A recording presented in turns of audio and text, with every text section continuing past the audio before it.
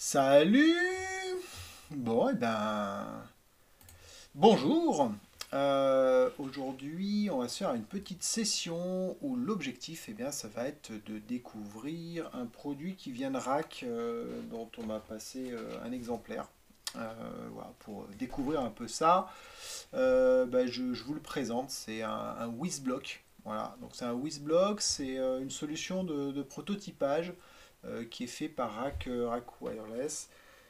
C'est plutôt sympa, je trouve, dans le sens où, contrairement à... On retrouve un peu des concepts qu'on a sur un Arduino, c'est-à-dire qu'on a un MCU au milieu, et puis on va pouvoir ajouter un peu comme des hâtes dessus, mais en version beaucoup plus pro, c'est-à-dire que avec ça, on va pouvoir l'intégrer vraiment dans un produit final, alors pas pour faire du...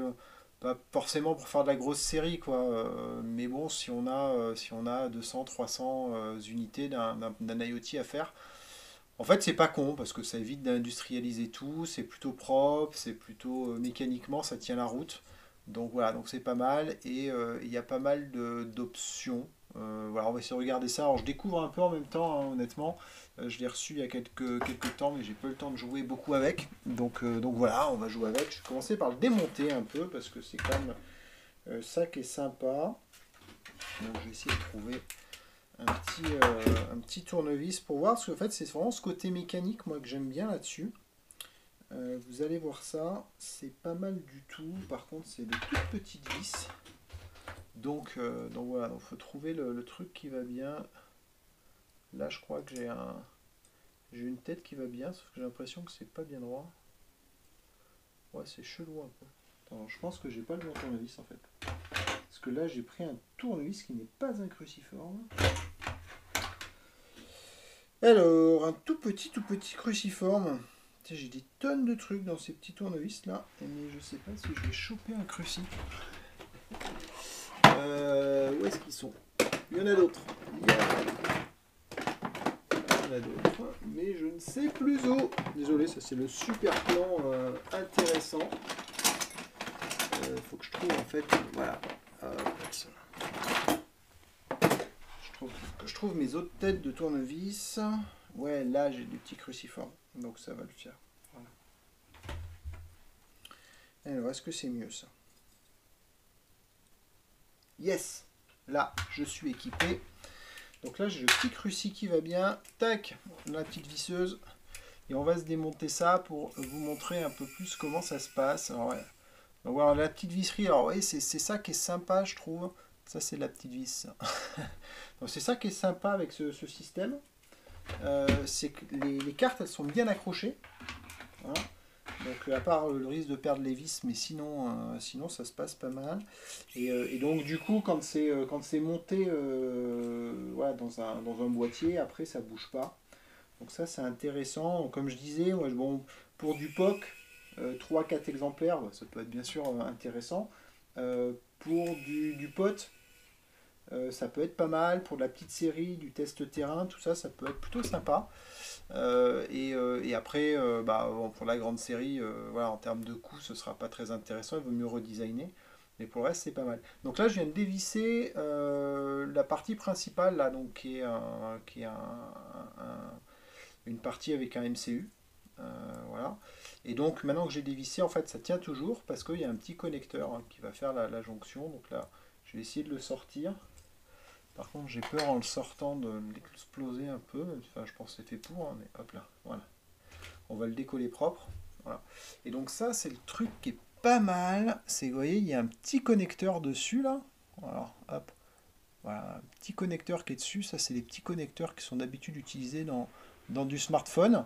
Et donc, qui va permettre voilà, de coller en fait, de raccrocher en fait la partie CPU avec la carte mère et qui ensuite va permettre d'aller vers les différents composants. Donc là, j'ai enlevé le CPU. Je vais continuer mon démontage histoire de voir. Donc ensuite, vous voyez, là, il y a un GPS. Voilà, on peut mettre un peu les cartes comme on veut, mais là, il y a un GPS. Donc lui, pareil, hein, il est vissé. Tac. Donc ça va pas mal. Il a qu'un seul vis, lui. Tac. Donc du coup, il est enlevé. Voilà, donc là on a le petit bloc, hein, parce que c'est des WizBlocks, ça c'est un petit bloc uBlocks, donc un petit bloc GPS. Donc on va l'enlever. Et puis là il y a aussi, alors je pense que c'est un BME 280 ou quelque chose comme ça. C'est un petit, non c'est pas un 280 parce qu'il n'a pas cette tête. Bon, enfin, en tout cas c'est voilà, environnemental, donc on a pression, température, hygrométrie sans doute, puis peut-être un peu plus en fonction de ce qu'il y a dessus. Donc je démonte tout, hein. Ouais, soit on est fou là, on démonte tout. Hop, hop, donc pareil, hein, toujours pareil, le petit connecteur, hop, le petit connecteur qui va bien, qui permet de l'accrocher à la carte. Voilà, et du coup là je crois que j'ai une carte mère nue. Voilà. Donc la carte mère nue, ben, en fait, qu'est-ce qu'on voit? On a le connecteur pour la carte principale. On voit qu'on a deux emplacements ici, là, pour mettre des extensions. Une troisième là, a priori, voilà, qui est un peu plus grosse. On peut peut-être faire plus de trucs. Et puis sur l'arrière, on voit encore qu'on a deux emplacements. Ici, ici. Donc j'aurais tendance à dire que les slots, en fait, ils ont un peu tous la même possibilité. Ce serait la logique. Voilà. Et puis qu'on a, voilà, on a des blocs un peu plus gros qui permettent d'étendre. On a la lime. On va avoir, je vois, il y a une batterie, donc on peut mettre une lipo ici. Le petit truc que je dirais bien, c'est que la lipo, s'il y avait une indication plus-moins, ce serait pas mal. Voilà, ça éviterait de les mettre à l'envers. Et on a, je vois, la possibilité de mettre un panneau solaire, là, voilà, une entrée pour panneau solaire. Donc j'imagine que derrière, ouais, ça saute pas aux yeux. On pourrait avoir un harvester du coup solaire, mais là honnêtement, j'ai pas l'impression qu'il y ait un harvester, donc je sais pas encore comment marche vraiment ce système pour le solaire. Et puis un bouton reset, et il y a 3 LED aussi sur la carte, là, 3 LED. Donc j'imagine qu'on peut les piloter. On va voir, là, je sais pas du tout comment ça marche, donc on va voir si j'en arrive à faire clignoter une LED ce soir. Ça peut être cool, rapide. Et puis sinon je vais le remonter. Donc je vais remonter ici le bloc principal. Voilà.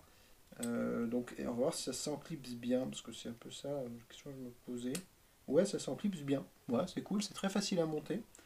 Parce que bah faut aussi penser qu'il va falloir les monter. Donc ça se monte bien. Hop, les petites vis, je vais les remettre. Du coup, alors, je sais plus combien on avait sur celle-là. Alors ce que je trouve assez qui m'a surpris un petit peu, c'est que du coup, ben, forcément dans le PCB on a des pas de vis. Et on a des pas de vis qui ont l'air d'être soudés dans le PCB. En fait, ouais, je connaissais pas, ça c'est du pas de vis CMS. Donc du coup, il y a des trous en fait dans le PCB.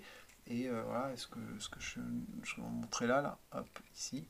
Voilà, ça c'est un pas de vis en fait. Donc on peut venir mettre des petites vis qui vont bien dans le PCB.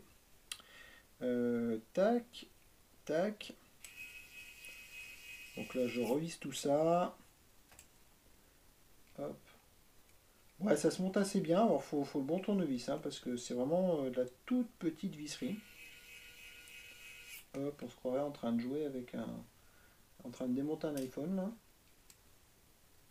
Enfin, c'est un peu plus maniable quand même. Hop, hop, tac. Et puis, bah, du coup, on a le GPS. Alors, le GPS, il prend deux emplacements, lui, en longueur. Donc, c'est pour ça, du coup, il était devant. Donc, bah, je vais le remettre là. Hop, là, j'essaie de ne pas le perdre. Hop, hop. Ouais, ça se met plutôt bien, hein, ça c'est plutôt cool. La petite visserie qui va bien. Non, j'aime bien.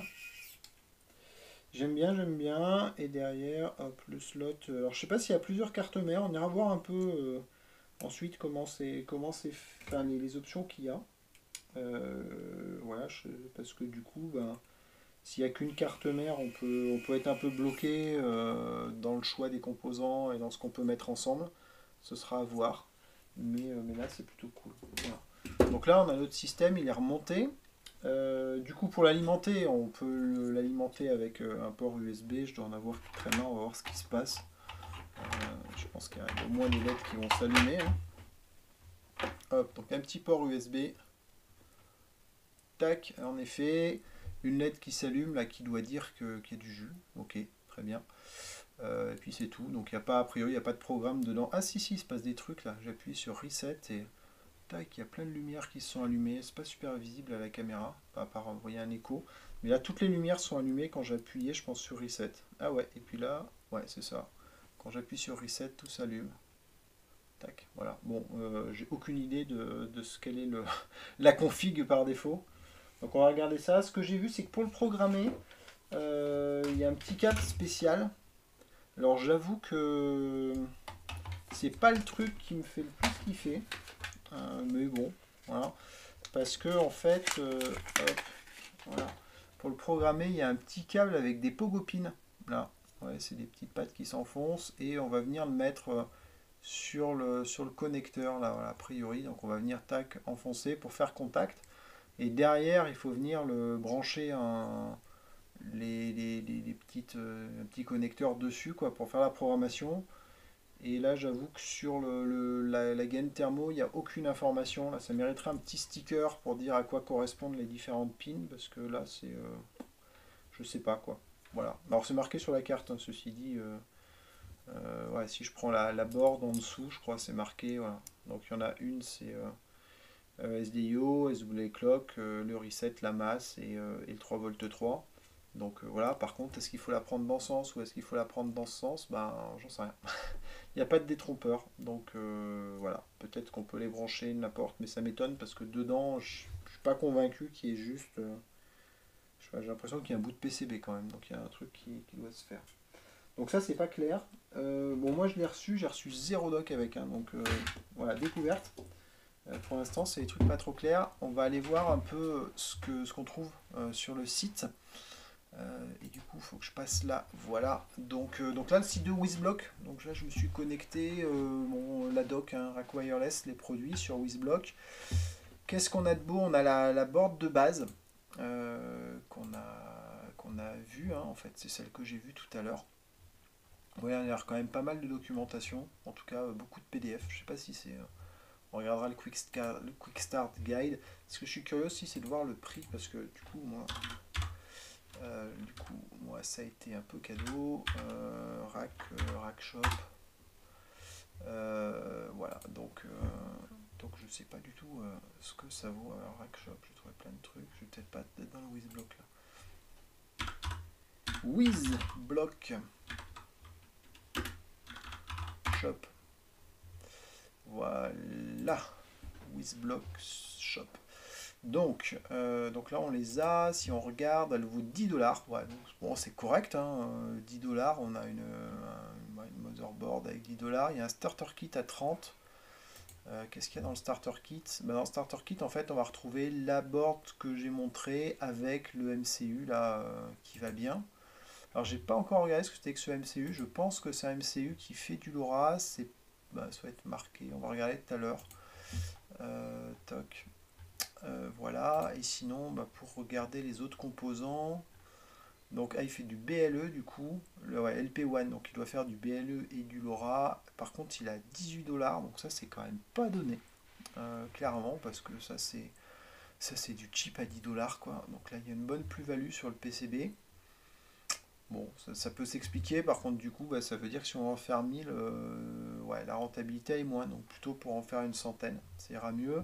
L'environmental sensor, là c'est celui qu'on a vu tout à l'heure, le GNSS on l'a vu aussi, pareil, un 17$ sur le GNSS sans antenne, ouais c'est pas cadeau, franchement. La température humidity sensor à 4$, bon là on est raisonnable. Ok, l'ambient light 3$, l'accéléro à 3$. Bon, voilà, quand on est sur 3$, pour moi, c'est super raisonnable parce qu'il y a le PCB, il y a la petite connectique et tout, c'est bien. J'avoue franchement que à 15-17, là, ça me refroidit un petit peu quand même pour aller faire du volume. Maintenant, si on en a une centaine à faire, ouais, ça se tient parce que du coup, on gagne pas mal sur les coûts d'intégration. Qu'est-ce qu'on a d'autre? On a pas mal de modules là, je vois. Un adaptateur. Ah oui, d'accord, ça c'est pour pouvoir mettre des sensors. J'ai perdu le nom de ce format-là. C'est un format Arduino super, super classique. Ok, un petit display OLED. Ça c'est sympa. Là, les prix sont très raisonnables. Ok, ouais, du 420, du RS485, du Wi-Fi, du NB-IoT. Donc ouais, là on commence à avoir des trucs qui sont un peu sérieux. Et puis bah tiens, c'est intéressant. En effet, il y a des boîtes qui, je pense, du coup, ont tout ce qu'il faut pour pouvoir visser facilement la board. Donc ça, c'est cool. Ah, et puis on peut fabriquer ses propres boards en utilisant les connecteurs aussi qui sont vendus. Ça, c'est une bonne idée de les avoir mis. C'est des connecteurs qui sont standards, mais c'est toujours galère de retrouver le connecteur. Donc là, ils y sont à 45 centimes, il n'y a pas trop de soucis. Là, il y a un debug tool. Donc peut-être que lui vient en complément du tool que je montrais tout à l'heure, que je trouve un peu light. L'antenne GPS, bon, des gros trucs, ça c'est pas terrible. Ah, énorme, énorme. C'est énorme mais quand même quoi. Alors, il vient pas du tout de là. Pour le coup, j'aurais bien aimé l'avoir en gris. Enfin, là, mais c'est ma femme qui me l'a offert celui-là. Mais c'est le même quoi. Je veux dire, RAG vend le même. Sans déconner quoi. Truc de fou. Voilà, bah, il y en a besoin. J'espère qu'ils mettent la bonne tête qui va bien avec, parce qu'en effet, faut trouver la petite tête.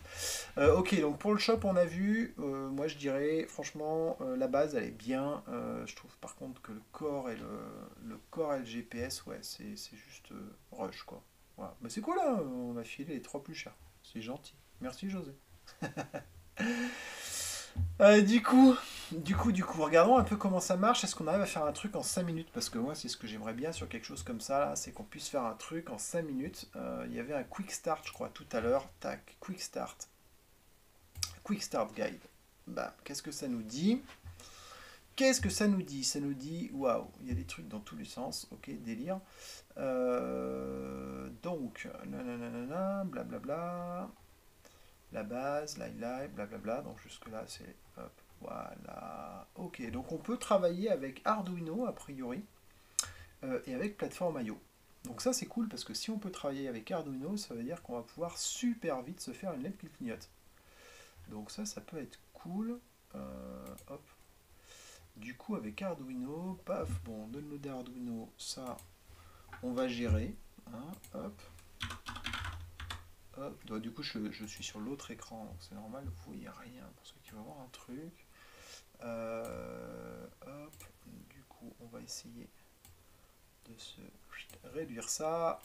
Hop, de se charger ça. Tac, tac, tac. Voilà. Hop, faut que j'ai toute ma fenêtre, ce sera plus sympa.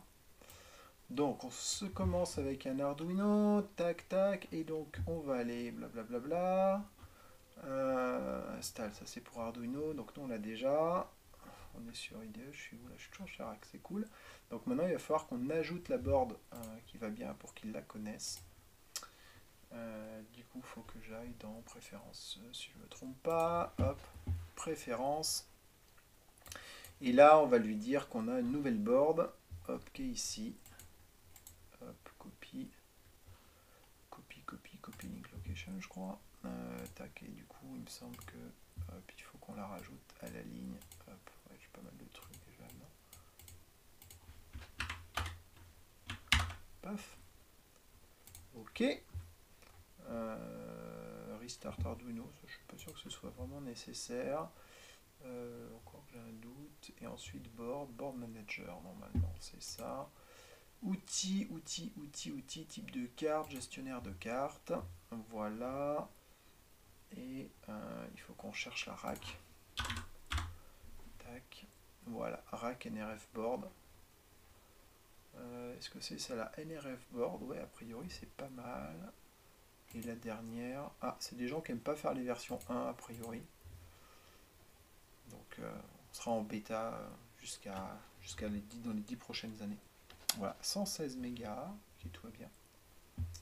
Alors du coup, ce serait peut-être un cœur NRF. Alors je suis curieux quand même de savoir, pendant ce temps, je vais aller voir qu'est-ce qu'on a comme board. Alors, du coup, c'est un peu plus chiant. Qu'est-ce qu'on a? Tac, non, c'est pas ça, j'aurais le menu. Dans le menu, j'aurais trouvé le Wiz. Wiz quoi? Ouais, il y a plein de noms, mais on s'y perd un peu là. WizScore, je crois que c'était. Non, c'est pas WizScore, c'est celui-là, moi, c'est WizBlock LP1 module. Ça, je suis un peu surpris sur le coup que ce soit un NRF à l'intérieur. Blabla, donc c'est un SX. et c'est bien un NRF. Donc il y a un NRF52 avec un SX1262 pour faire du LoRaWAN.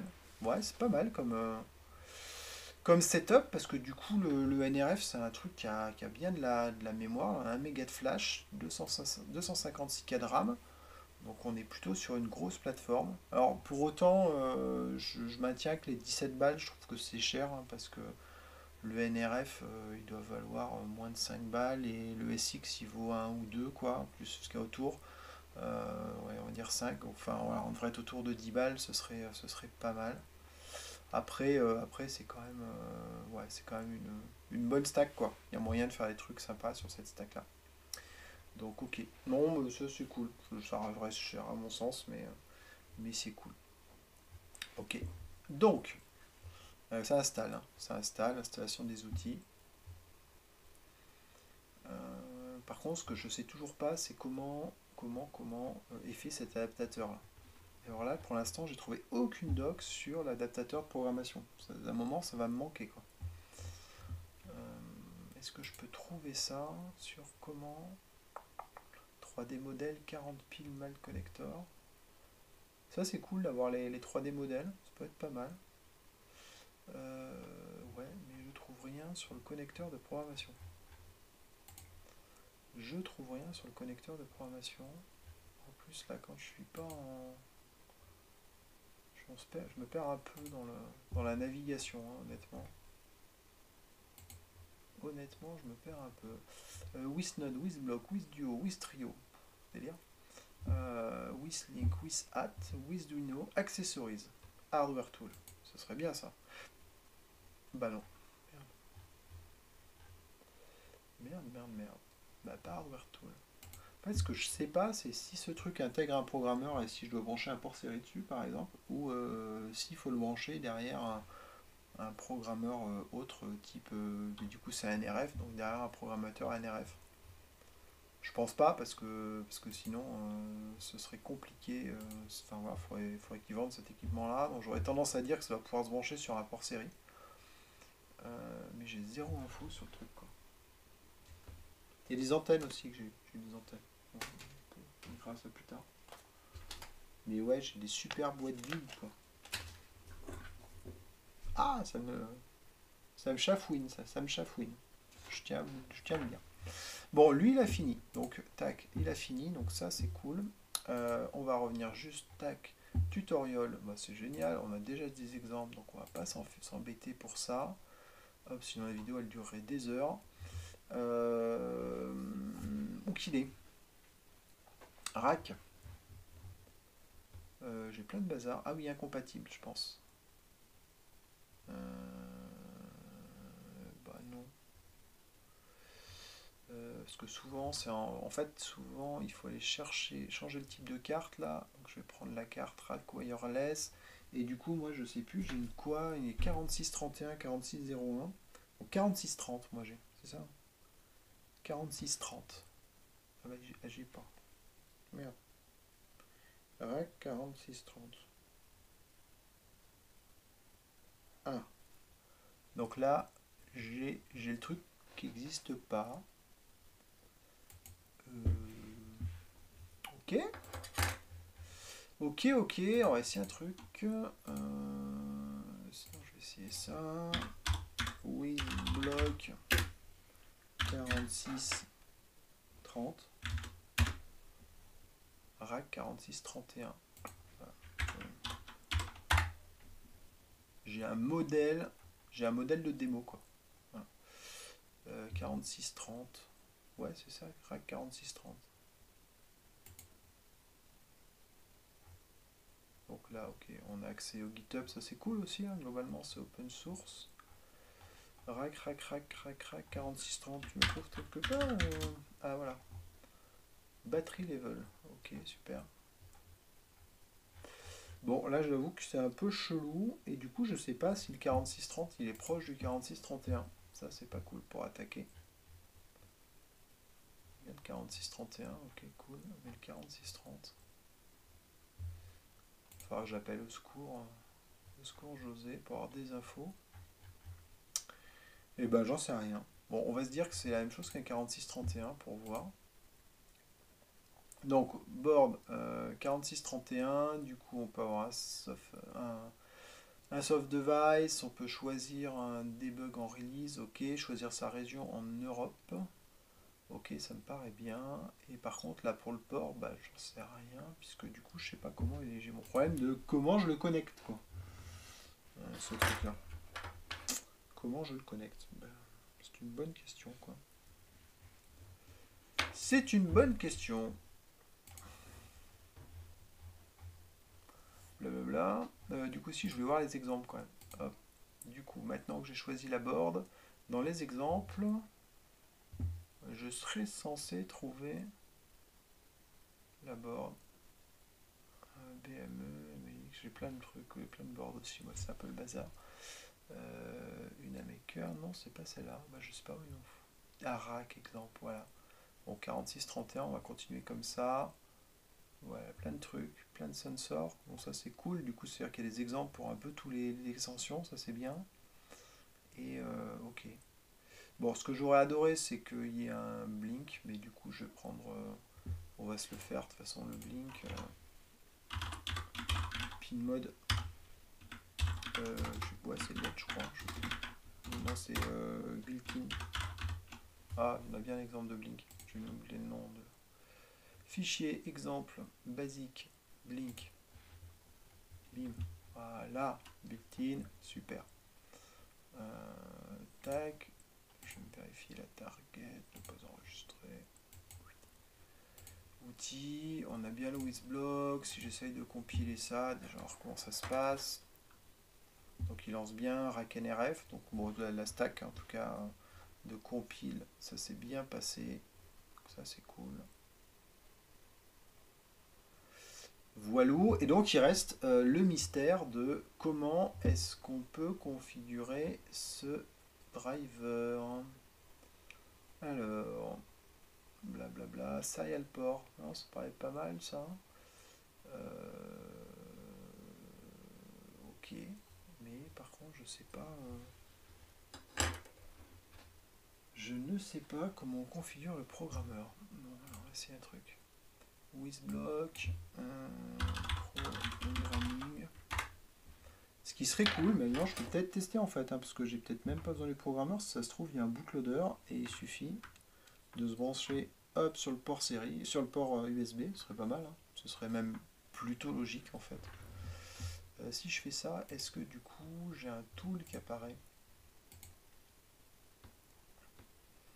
Le problème c'est que j'en ai plein du bordel, donc j'en sais rien. A5, si je l'enlève, j'ai quoi qui se passe? Alors j'en vois pas de plus, j'en vois pas plus, j'en vois pas moins. Ouais, bon, je vais tenter allez, on essaye, on n'a pas peur. On sait pas ce qui va se passer. J'ai rien de branché d'ailleurs, parce que je ne pas que ça me programme n'importe quoi. Non, c'est bon. Il me fait téléversement, donc il a trouvé un truc. Mais je sais pas où par contre. Bon, impossible de trouver la carte, ok. Bon, d'une certaine façon, ça me rassure parce que j'avais pas sélectionné, j'ai pas sélectionné de port. Mais du coup, je sais pas lequel c'est. Voilà, en plus, j'ai plein de ports série qui sont connectés un peu à droite à gauche. Donc c'est pas facile de l'identifier. Alors le port série, j'ai quand même l'impression qu'il y a une petite protection. Le port USB. Après, il n'y a pas de convertisseur non plus USB série. Donc, mais bon, le MCU, il pourrait le supporter. Ok, bon alors, on va essayer programming, tout. Ça se tentait, hein, ça se tentait. Je peux peut-être laisser en mode image, voir si je retrouve la même image.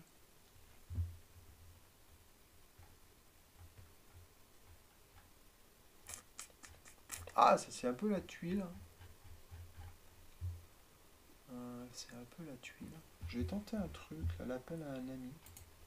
Hop, ah zut, je suis tendu. Hop,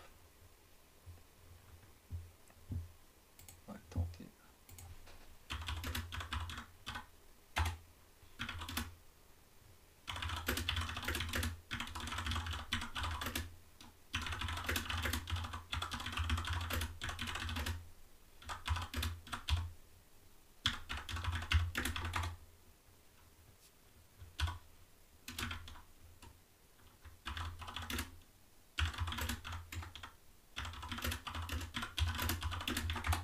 Ok, je tente un message à celui qui m'a fourni le matériel pour voir s'il peut me renseigner. Et en attendant, bah, on va essayer de continuer de chercher sur le site. Edge with Get Developer, alors ce que c'est ça. Bon, ça c'est vraiment des gros trucs. WizBlock, de toute façon, ça va être là-dedans, j'imagine. WizBlock. Base. Tac tac, les sensors. IO, blablabla. Mais je trouve pas le. Alors qu'est-ce que c'est le duo là pour comparer WizBlock Duo? Ah ouais, c'est d'accord. C'est un truc qui va mixer sans doute plusieurs modes de communication, on dirait. Donc, il y a plusieurs modules différents. Mais c'est pas la même. Ouais, ça se connecte pas pareil. Potentiel, on retrouve des evaluation boards pareil avec le même système. Donc ça c'est pas mal. Ok. Euh, le trio, lui c'est un peu plus gros. On va trouver ok là on est sur d'autres cartes en fait. C'est plus tout à fait la même chose. Whistling. Whistling. Non, ça c'est là on est dans les gros adaptateurs. Les piles sont connectées. Ah mais c'est un point.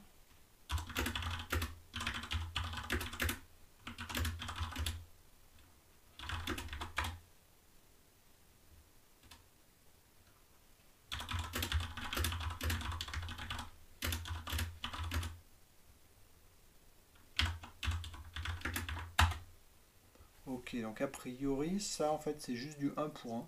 Je pensais qu'il y avait un truc à l'intérieur, donc ça veut dire qu'il faut un programmateur JTAG pour le programmer. Par contre, ce qui m'emmerde du coup.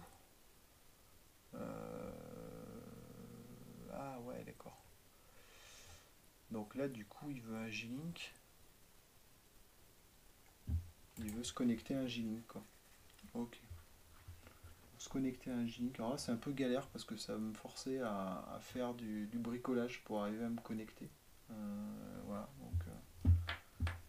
Ouais, c'est ça. Ok, donc.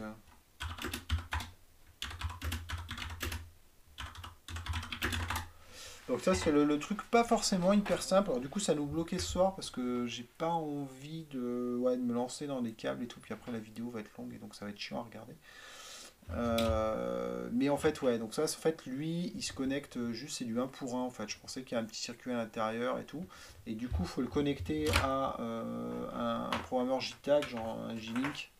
Voilà, un J-Link comme ça. De façon à ce que on puisse venir faire la connexion et puis derrière on viendra le poser sur le device là pour le programmer. Donc bon, ça c'est plutôt sympa.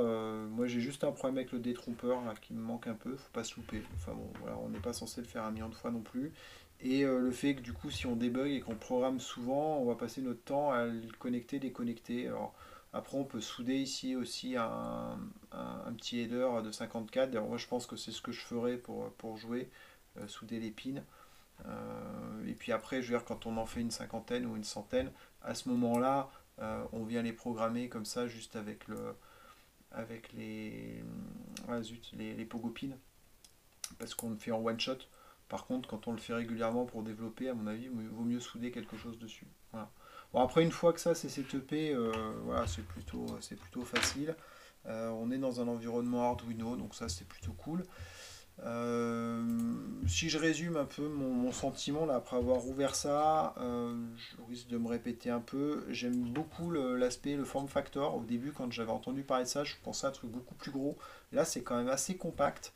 On peut mettre un 2 3 jusqu'à 4 sensors, 4 sensors dessus. D'ailleurs là, je pense que je pourrais. Ah non, c'est pas le même connecteur. 4 sensors dessus. Un MCU, on a le choix entre plusieurs MCU. Celui-là, il va faire du LoRaWAN et du Bluetooth, donc ça permet de faire pas mal de choses au niveau IoT. On va pouvoir l'alimenter avec une pile, ce qui est plutôt bien pour l'embarquer. Donc ça, c'est bien. Ce que je trouve un peu moins bien, là, le prix du setup de base pour une application MCU plus la board plus un GPS. parce que du coup on a 10 euros de board, c'est correct, 20 euros de board, 20 euros de MCU, donc on est à 30, 45 avec le GPS, et puis un sensor derrière, on va être à peu près 50 euros. Bon, encore une fois, si j'ai en faire une cinquantaine, ça coûte quand même beaucoup moins cher que si je devais router mon PCB, lancer une production, ainsi de suite. Donc ça reste très correct. Maintenant, si je dois en faire 500 ou 1000, bah, là, ça devient plus forcément rentable.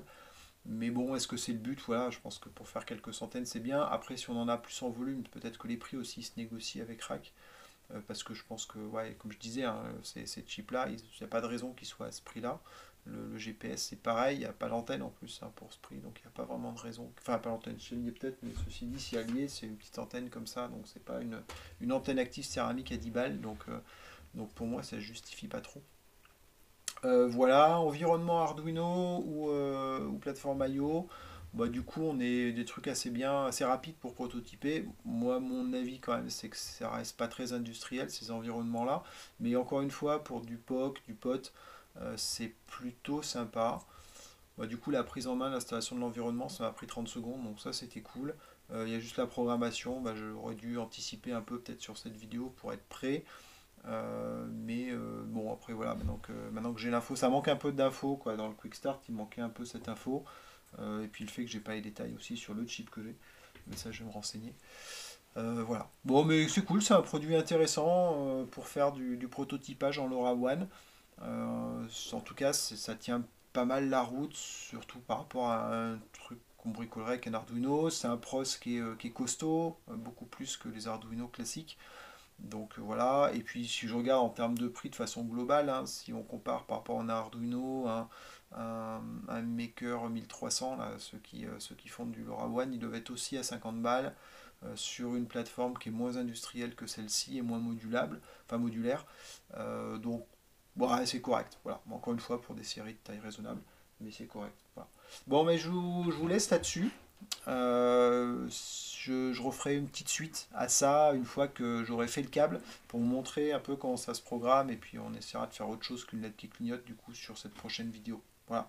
Bonne soirée et puis à bientôt sur la chaîne. N'oubliez pas si vous voulez être tenu au courant des futures vidéos, vous vous abonnez à la chaîne. Voilà, j'ai le truc là comme tout le monde. Faut dire, faut que tu cliques ici pour que tu t'abonnes. Tu vois. Voilà. Bon. J'aime pas faire ça. À bientôt. On reste en contact. Ciao.